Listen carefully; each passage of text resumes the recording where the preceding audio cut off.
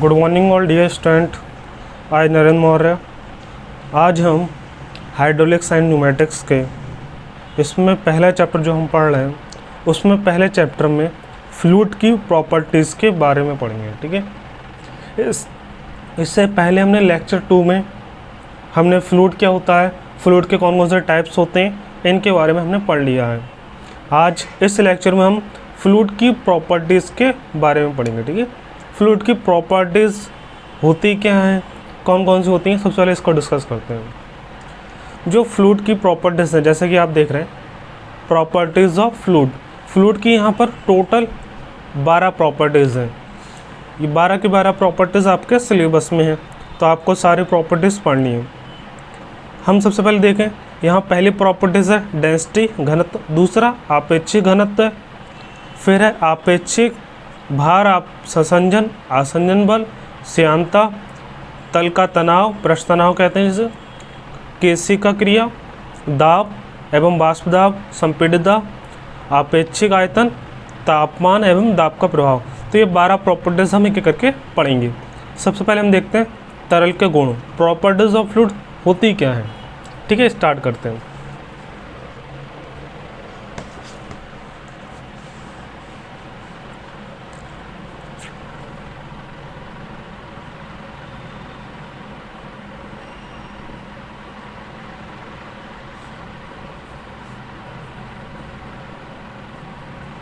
Properties of fluid होती क्या है, जिस तरह हर एक वस्तु की अपना एक गुण होता है। जैसे अगर बात करें हम आयरन का गुण क्या है, आयरन ठोस होता है, हार्ड होता है, ज़्यादा स्ट्रेस को सह सकता है। इसी तरह से हम बात करें एल्यूमिनियम के क्या बनते हैं, तार। क्यों? क्योंकि वो आसानी से खिंच सकता है, लंबा हम खींच सकते हैं। इसी तरह से हर एक मेटल की या फिर हर एक वस्तु की होता है एक प्रॉपर्टीज़ होता है, एक गुण होता है। उसी तरह से जो फ्लूइड होते हैं उन फ्लूइड में भी डिफरेंट तरह की प्रॉपर्टीज़ होती हैं। तो उनके गुण के आधार पर हम उन्हें क्लासिफाई करेंगे कौन कौन से गुण होते हैं। ठीक है। तो सबसे पहला प्रॉपर्टी जो आपको पढ़ना है तरलों के गुण में,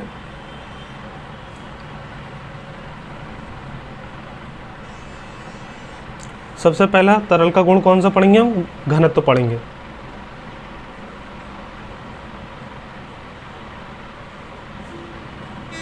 घनत्व को इंग्लिश में कहते हैं डेंसिटी।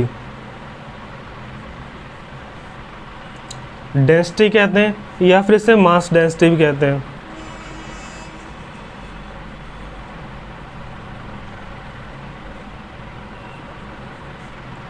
या फिर इसे स्पेसिफिक मास भी कहते हैं।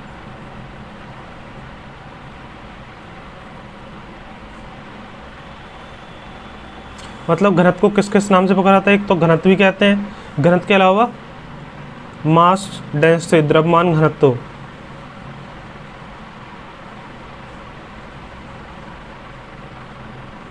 ठीक, घनत्व कहते हैं इसे, द्रव्यमान घनत्व मास डेंसिटी कहते हैं, और आपेक्षिक मास, आपेक्षिक द्रव्यमान। ठीक है। तो इसके 3 नाम है। आपके पेपर में किसी एक नाम से आएगा तो आपको तीनों नाम याद रखने चाहिए, डेंसिटी, मास डेंसिटी और स्पेसिफिक मास। इन सब में से किसी एक नाम से पूछा जाएगा। ठीक है। तो सबसे पहले हम देखते हैं ये होते क्या है, डेंसिटी होती क्या है।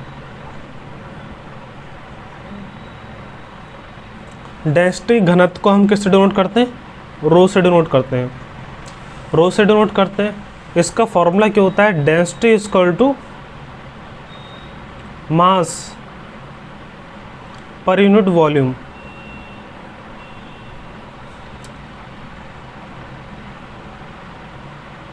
द्रव्यमान अपॉन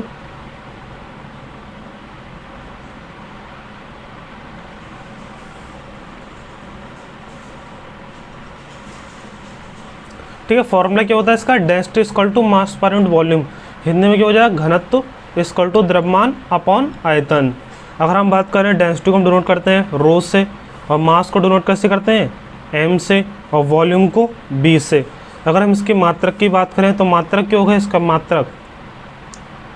मात्रक निकालते हैं घनत्व का।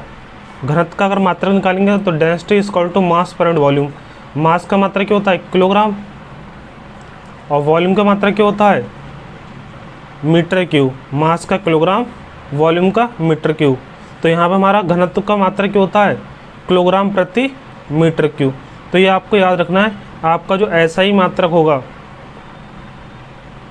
वो आपका किलोग्राम प्रति मीटर क्यूब होगा।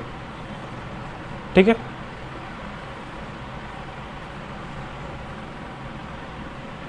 तो आपका SI मात्रक हमने निकाल लिया यहाँ पे घनत्व का। इसके बाद अगर हम बात करें घनत्व में, आपको एक वैल्यू याद रखनी है, किसका घनत्व, जल का घनत्व। जल, वाटर का घनत्व जो होता है वो कितना होता है, जल का घनत्व होता है यहाँ पर 1000 किलोग्राम प्रति मीटर क्यूब। तो आपको जल का घनत्व याद रखना है 1000 किलोग्राम प्रति मीटर क्यूब होता है। ये आपके न्यूमेरिकल्स में यूज़ होगा। तो जल का घनत्व कहीं पर भी आता है तो 1000 किलोग्राम प्रति मीटर क्यूब। ठीक है, घनत्व का फॉर्मूला क्या था, density equal to mass per unit volume. जहाँ मास को हमने m से डिनोट करा है, वॉल्यूम को v से डिनोट करा है, और मास के स्थान पे हमने किलोग्राम रख दिया, वॉल्यूम के स्थान पे मीटर क्यूब, तो मात्रा हो गया किलोग्राम प्रति मीटर क्यूब। और जो घनत्व होता है जल का घनत्व होता है 1000 किलोग्राम प्रति मीटर क्यूब। ठीक है, ये आपको याद रखना है। इसके बाद हम पढ़ते हैं सेकंड प्रॉपर्टी। सेकंड प्रॉपर्टी क्या होती है, सेकंड प्रॉपर्टी जो है उसे हम सेकंड प्रॉपर्टी है आपेक्षिक भार।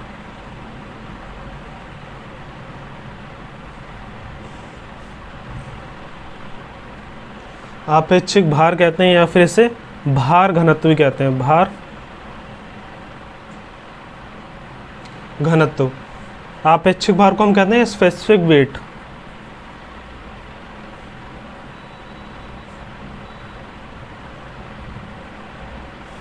और भार घनत्व को हम कहते हैं वेट डेंसिटी।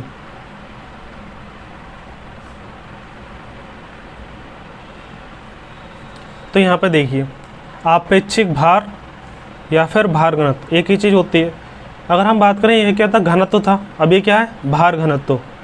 तो भार घनत्व क्या हो गया, यहाँ पर मास के स्थान पे क्या आ जाएगा, भार आ जाएगा। जैसे घनत्व में क्या था, मास पर यूनिट वॉल्यूम, और भार घनत्व में क्या हो जाएगा, भार पर यूनिट वॉल्यूम, मतलब भार अपॉन आयतन।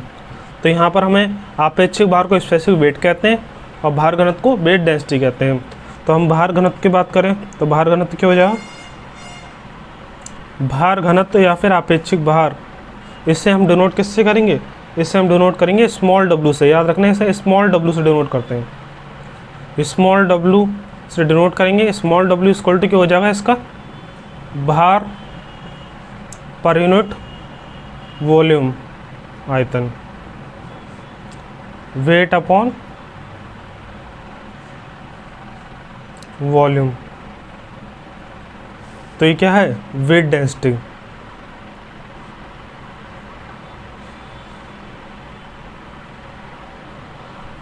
तो वेट डेंसिटी क्या होती है, वेट पर यूनिट वॉल्यूम। भार घनत्व हो जाएगा आपका, स्मॉल w से डिनोट करेंगे, ये हो जाएगा भार अपॉन आयतन। तो भार घनत्व को हम स्मॉल w से डिनोट करते हैं, और वो भार जो होता है हमारा, भार कैपिटल W होगा, आयतन जो होगा वो B। भार का मात्रक क्या होगा, भार का मात्रक होता है न्यूटन।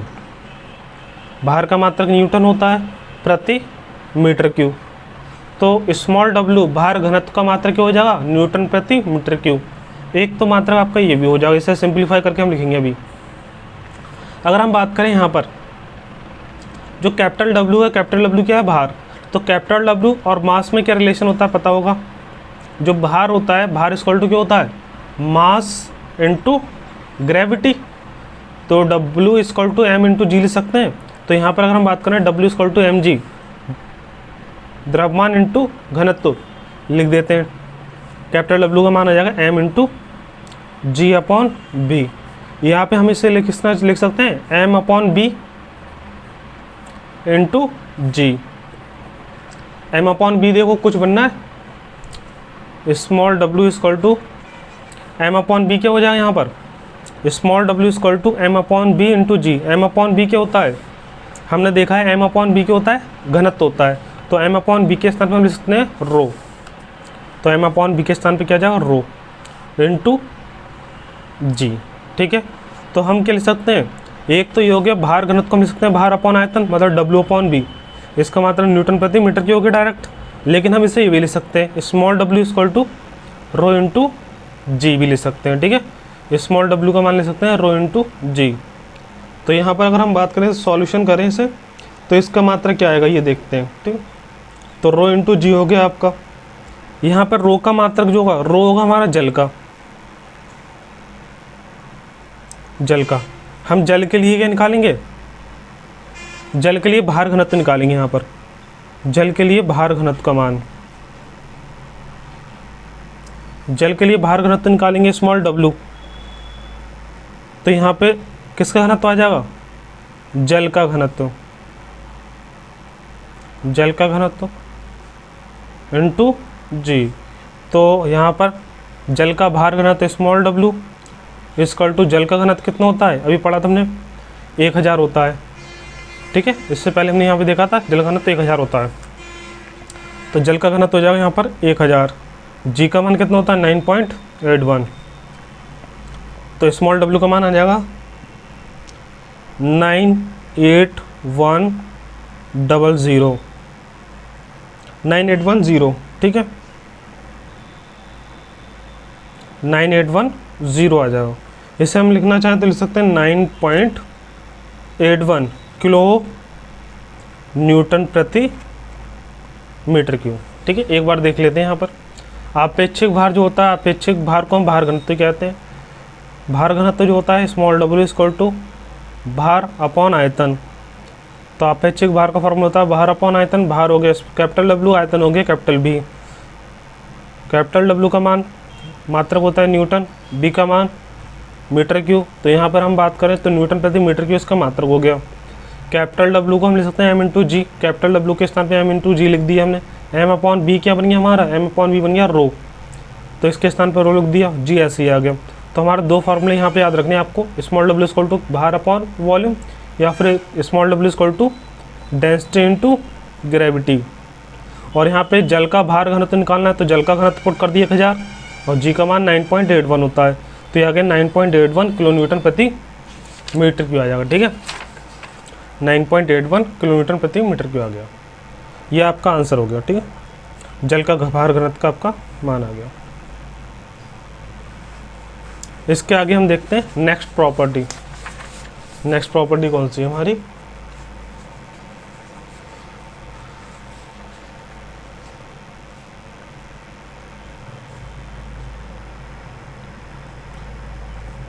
थर्ड प्रॉपर्टी पढ़ेंगे आपेक्षिक घनत्व। थर्ड प्रॉपर्टी आपेक्षिक घनत्व, या फिर हम इसे कहते हैं आपेक्षिक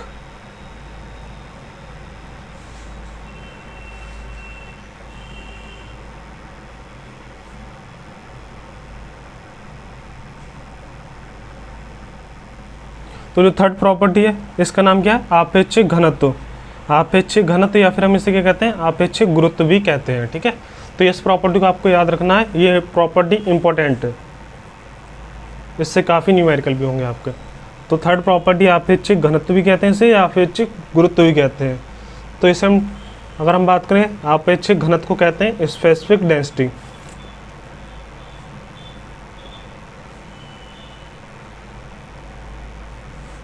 और आपेक्षिक गुरुत्व को क्या कहेंगे, आपेक्षिक गुरुत्व कहेंगे स्पेसिफिक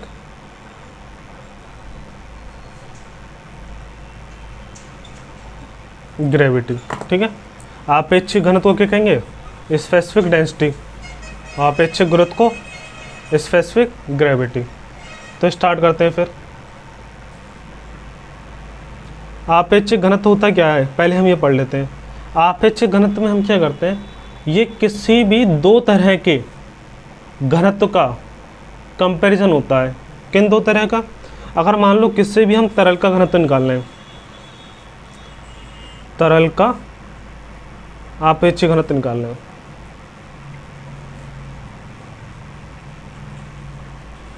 आपेक्षिक घनत्व, तो तरल का जो आपेक्षिक घनत्व होगा वो क्या हो जाएगा, जिसका हम निकालना है उसका घनत्व, तरल का घनत्व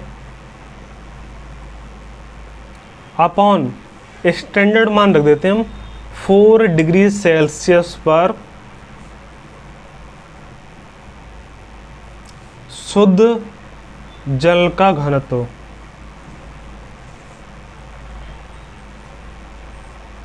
देखिए इसका मतलब समझते हैं पहले। अगर हम बात करें आपेक्षिक घनत्व होता क्या है, आपेक्षिक घनत्व क्या होता है, एक तरह से दो डेंसिटी का ही रेशियो होता है, मतलब दो घनत्व का ही अनुपात क्या होता है, आपका आपेक्षिक घनत्व होता है, जिसे हम कहते हैं स्पेसिफिक डेंसिटी। तो स्पेसिफिक डेंसिटी की अगर हम बात करें तो जिसका आपको मान निकालना उस तरल का आपेक्षिक घनत्व क्या होगा।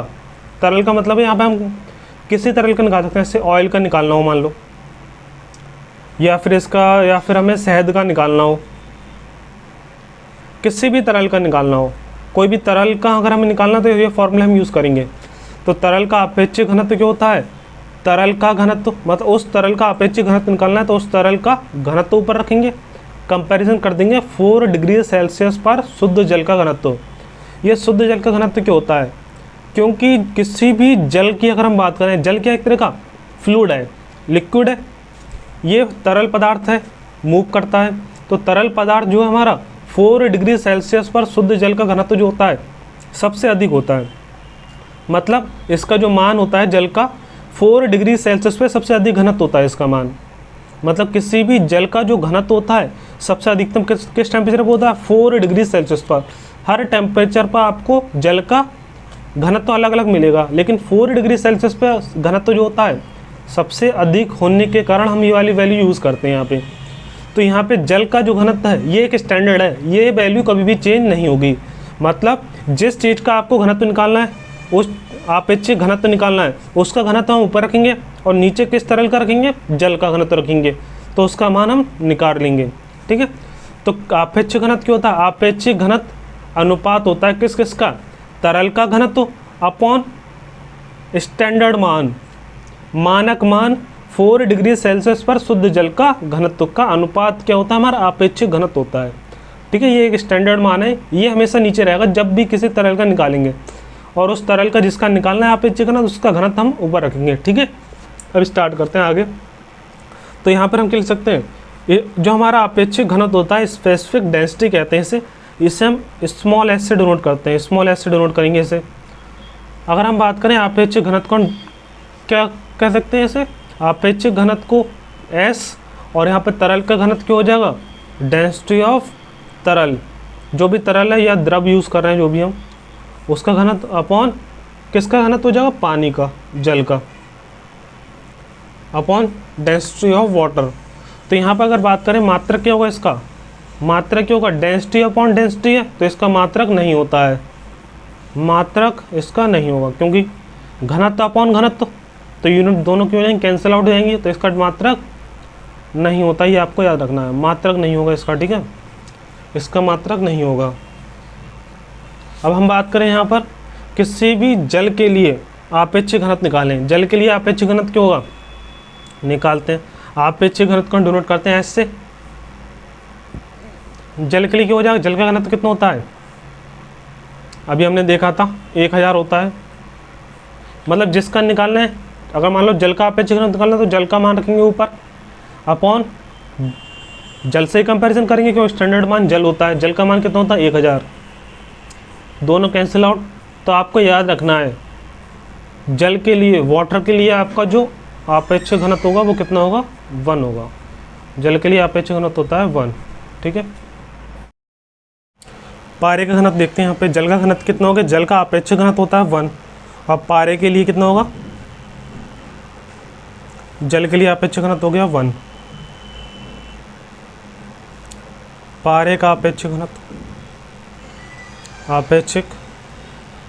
घनत्व जो होता है ये आपको याद रखना है 13.6।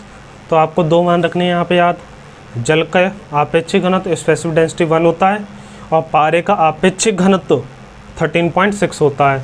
इसका फॉर्मूला क्या था, आपेक्षिक घनत्व इक्वल टू तरल का घनत्व अपॉन 4 डिग्री सेल्सियस पर शुद्ध जल का घनत्व। ठीक है, इससे मान निकाला था हमने जल का और पारे का, ये आपका फॉर्मूला था। इसी तरह से अगर बात करें हम आगे, यहाँ पे ये घनत्व के आधार पे निकाला था हमने। अगर हम मान लो यहाँ पे मान निकालना है आपेक्षिक घनत्व या आपेक्षिक गुरुत्व का ही मान निकालना है, तरल का आपेक्षिक गुरुत्व को हम किस तरह से लिखेंगे, तरल का आपेक्षिक गुरुत्व देखो यहाँ पर ये क्या था हमारा आपेक्षिक घनत्व था, इससे हम क्या कह सकते हैं आपेक्षिक गुरुत्व। आपेक्षिक गुरुत्व और आपेक्षिक घनत्व दोनों सेम ही हैं, तो इसका फॉर्मूला हम अलग क्यों लिख रहे हैं ये देखते हैं। तरल का आपेक्षिक गुरुत्व क्या होगा, इसका फॉर्मूला सिमिलर होता है, बस हम यहाँ पे क्या करना है घनत्व के स्थान पे क्या करना है गुरुत्व लिख देना है, गुरुत्व यूज़ करेंगे यहाँ पर, ठीक है। मतलब उसका हम आपेक्षिक भार यूज़ करेंगे वहाँ पर, ठीक है। तो यहाँ पे तरल का आपेक्षिक गुरुत्व की बात करें तो आपेक्षिक गुरुत्व जो होता है वो होगा तरल का आपेक्षिक भार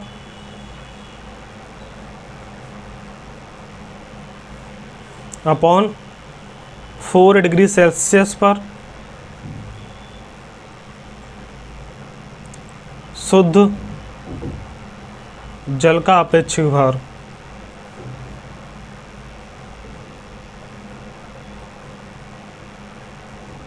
ठीक है, तो आपने यहाँ पे देखा दोनों फॉर्मूले में से हम कोई सा फॉर्मूला यूज़ कर सकते हैं, उसमें कोई प्रॉब्लम नहीं है।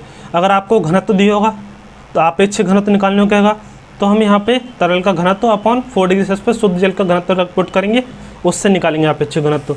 अगर आपेक्षिक घनत्व या आपेक्षिक गुरुत्व निकालने को कह रहा है, दोनों में से कोई सी चीज़ निकालने को बात एक ही है, तब आपको आपेक्षिक भार रखना पड़ेगा ऊपर और नीचे लिखेंगे शुद्ध जल का आपेक्षिक भार। ठीक है, कोई प्रॉब्लम नहीं है।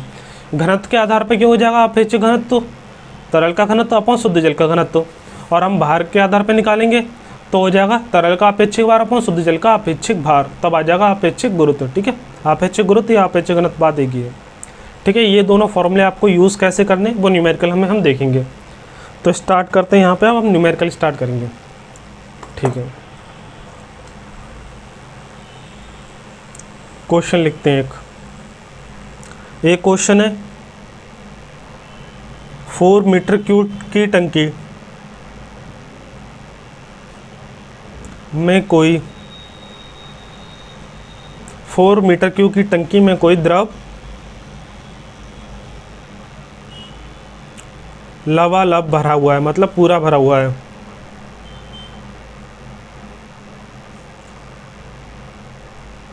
द्रव का कुल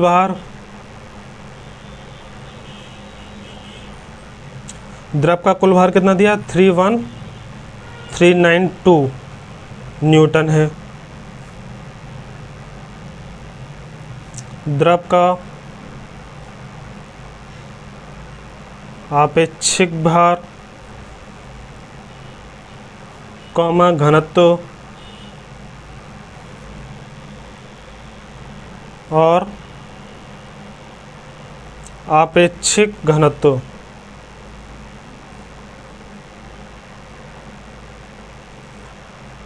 ज्ञात कीजिए।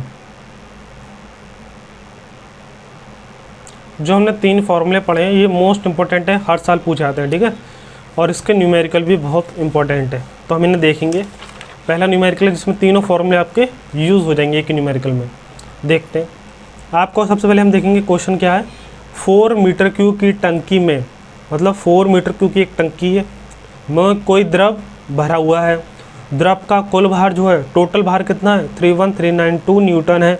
द्रव का अपेक्षिक भार घनत्व और अपेक्षिक घनत्व का मान ज्ञात करना है। यहाँ पे स्टार्ट करते हैं। सबसे पहले हम गिवन डाटा लिखेंगे। गिवन डाटा हमारे पास क्या क्या है ये देखते हैं। सबसे पहले गिवन क्या है हमारे पास 4 मीटर क्यूब की टंकी, मतलब आयतन दिया है 4 मीटर क्यूब की टंकी में कोई द्रव भरा हुआ है। द्रव का कुल भार कितना है, कुल भार का मतलब कैपिटल W कितना है 31392 न्यूटन है। द्रव का हमें क्या क्या निकालना है, आपेक्षिक भार निकालना है। सबसे पहले हम निकालते हैं आपेक्षिक भार।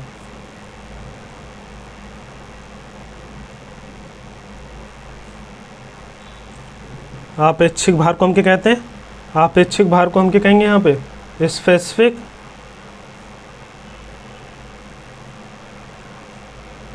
Density. Specific density, specific weight density. ठीक है, इसे हम लिख सकते हैं स्पेसिफिक वेट या फिर वेट डेंसिटी।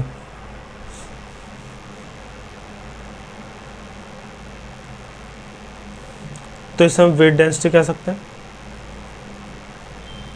फॉर्मूला क्या था, ये दूसरा फॉर्मूला है। दूसरा फॉर्मूला याद करो, आपेक्षिक भार निकालते हैं पहले, ठीक है। आपेक्षिक भार इसे कहते हैं वेट डेंसिटी या फिर स्पेसिफिक वेट भी कहते हैं। तो इसको हम डिनोट करते थे किससे, स्मॉल डब्ल्यू से। दूसरा फॉर्मूला हमने पढ़ा था, स्मॉल डब्ल्यू से डिनोट करते हैं। स्मॉल डब्ल्यू इक्वल टू क्या होता है, कैपिटल डब्ल्यू अपॉन बी। आपेक्षिक भार क्या होता था, भार अपॉन आयतन। तो यहाँ पे भार की अगर बात करें, भार कितना दिया है आपको 31392 न्यूटन, और यहाँ पे वॉल्यूम कितना है 4, ठीक है। तो आपेक्षिक भार का फॉर्मूला होता है आपका small W equal to capital W upon B. यहाँ पे हमने दोनों के मान पुट करे, स्मॉल डब्ल्यू का मान आ गया आपका, इसे हम भाग देंगे, भाग देने पर ये मान आ जाएगा 7848 न्यूटन प्रति मीटर क्यूब। ये आपका आ गया आपेक्षिक भार। आपेक्षिक भार के बाद क्या निकालने कह रहा है, घनत्व। तो घनत्व निकालते हैं। घनत्व का फॉर्मूला क्या था, density equal to mass per unit volume. यहाँ पे देखिए आप, मास दिया है, मास नहीं दिया है। यहाँ पे देखो, यहाँ पे मास नहीं दिया है, डब्ल्यू दिया है। तो हमें इससे मान नहीं निकल सकता इस वाले फॉर्मूले से। तो इसके अलावा डेंसिटी का और कोई फार्मूला था, एक फार्मूला और था। हमने स्मॉल डब्ल्यू और रो में रिलेशन निकाला था सेकंड फार्मूले में। तो स्मॉल डब्ल्यू इक्वल टू हमने निकाला था रो इंटू जी, ये यूज़ करा था फार्मूला। तो हमने ये वाला जो रिलेशन निकाला था, इसमें इसका भी हम यूज़ कर सकते हैं। यहाँ पर रो का मान क्या हो जाएगा, डेंसिटी का मान, घनत्व का मान हो जाएगा स्मॉल डब्ल्यू अपॉन जी हो जाएगा। स्मॉल डब्ल्यू अपॉन जी हो गया। स्मॉल डब्ल्यू का मान कितना है 7848। देखो यहाँ पर small W equal to rho into g होता है, ये फार्मूला हमने अभी देखा था। तो यहाँ पर इसके अगर हम बात करें, रो इक्वल टू दे सकते हैं डब्ल्यू अपॉन जी, और डब्ल्यू का मान क्या है, स्मॉल डब्ल्यू का मान, स्मॉल डब्ल्यू का मान 7848 है, और जी का मान तो पता ही होता है सबको, कितना होता है 9.81। तो इसका आपका मान आ जाएगा सॉल्व करने पे 800 न्यूटन सेकेंड स्क्वायर प्रति मीटर पावर 4, ठीक है। ये आपका मान आ जाएगा यहाँ से। तो 800 आएगा, सॉल्व कर लेना अब इससे, इसे सॉल्व करने पर। तीसरा मान कौन सा बचा, आपेक्षिक घनत्व और बचा। तो आपेक्षिक घनत्व और निकाल लेते हैं।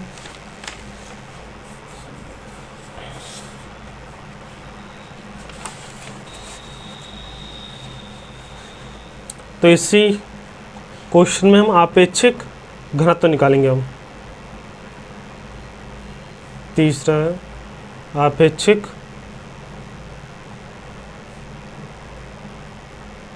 घनत्व। तो हमने आपेक्षिक घनत्व के दो फार्मूले पढ़े थे, ठीक है।